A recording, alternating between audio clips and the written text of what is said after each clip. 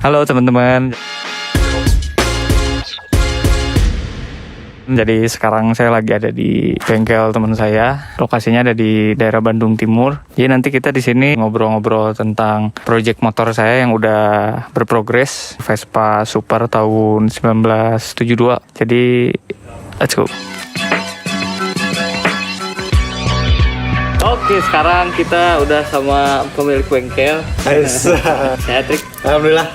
Gimana Nanu? Kabarnya? Alhamdulillah.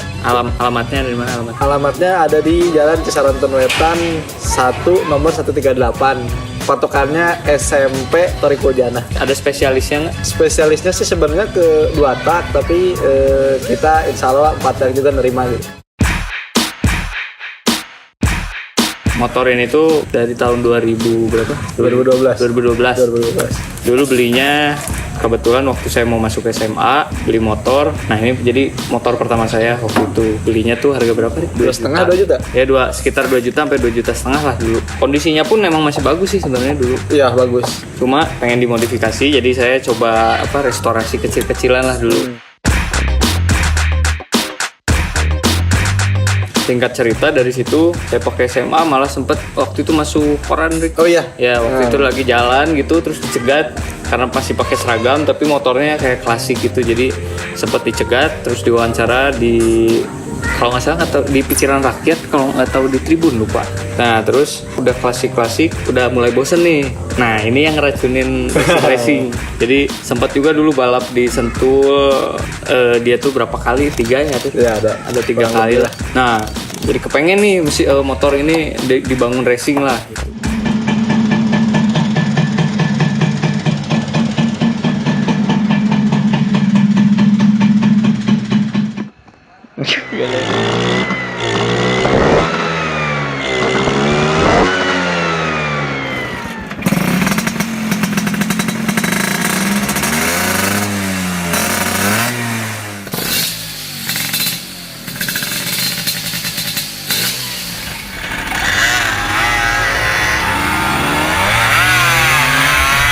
Tahun 2020 waktu awal tahun sebelum pandemi itu saya udah mulai nyicil sedikit-sedikit nih spare part buat kita bangun lagi gitu, Rick.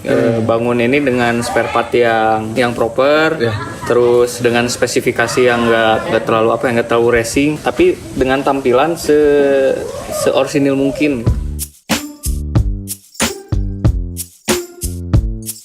Di tahap pertama tuh ada mesin, di kedua nanti ada kaki-kaki, ada kemudi, kelistrikan, aksesoris, dan ngecat dan ngelas loh.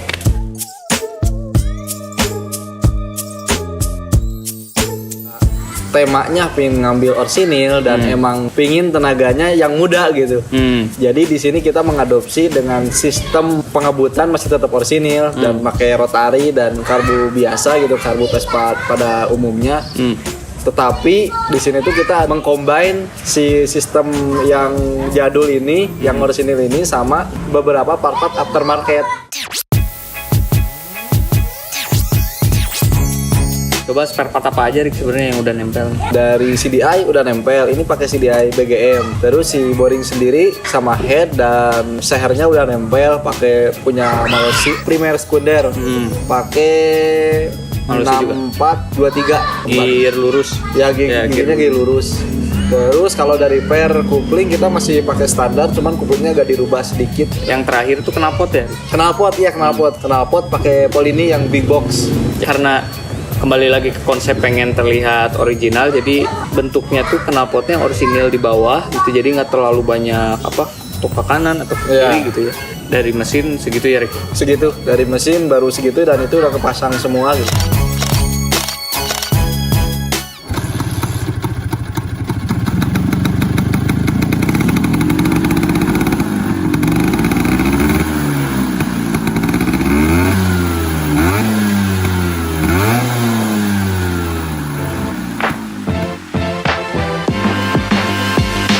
Terus dari tahap 1 ini kita lanjut ke tahap 2 tuh. Nah, dari kaki-kaki ada apa aja, Rick? Dari kaki-kaki di sini kita pakai pelek SIP. SIP yang ring 10. Yang ring 10. Depan belakang ya? Depan belakang. Terus standar 2 dan motor. Standar samping SIP juga, dari SIP juga. Splaker belakang Scarlett, kita pakai Scarlett. Terus shock depannya kita coba pakai BGM. Yang non tabung tapi ya? Ya, non tabung. Dengan paha remnya kita rubah, coba mengadopsi dari Jiggy produk Ya, juga. depan belakang Depan juga. belakang.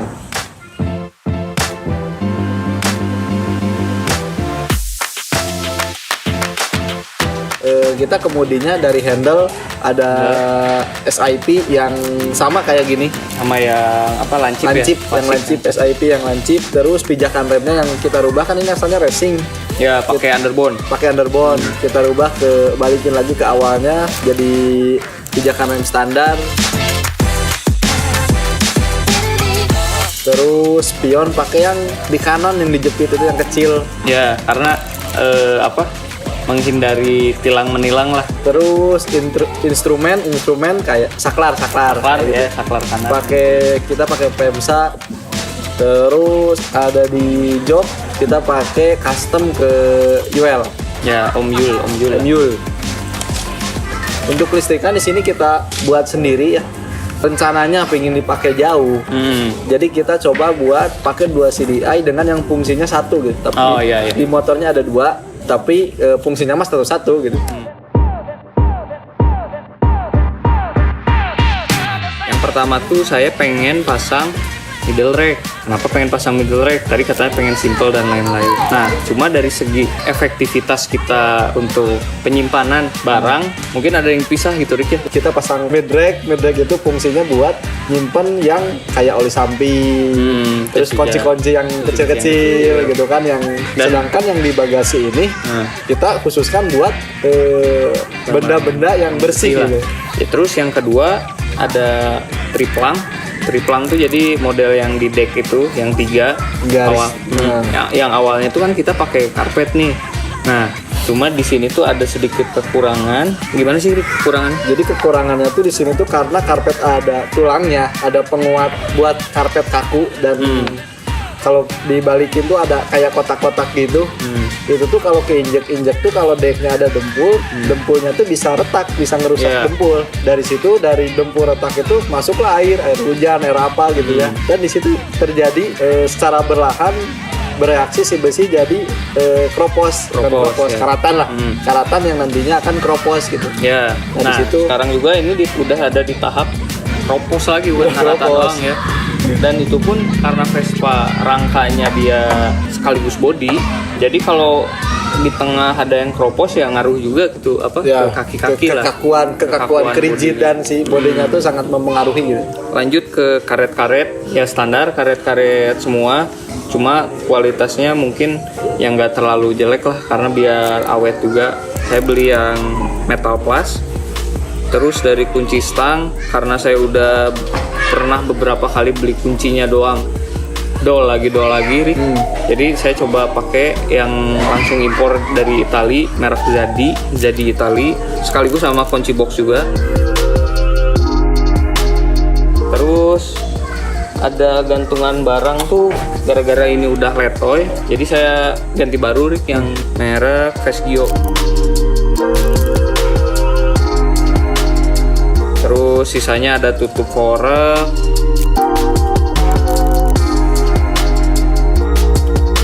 terus tutup stang, tutup tromol depan,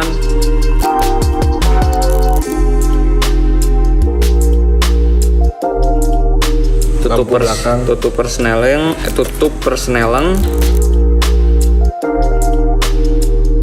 Terus ada emblem-emblem, ada 3 biji di sini Vespa Super, di belakangnya Super 150. Nah, yang terakhir ada SIM lagi, lampu belakang SIM yang repro. Nah, itu dari aksesoris Rick.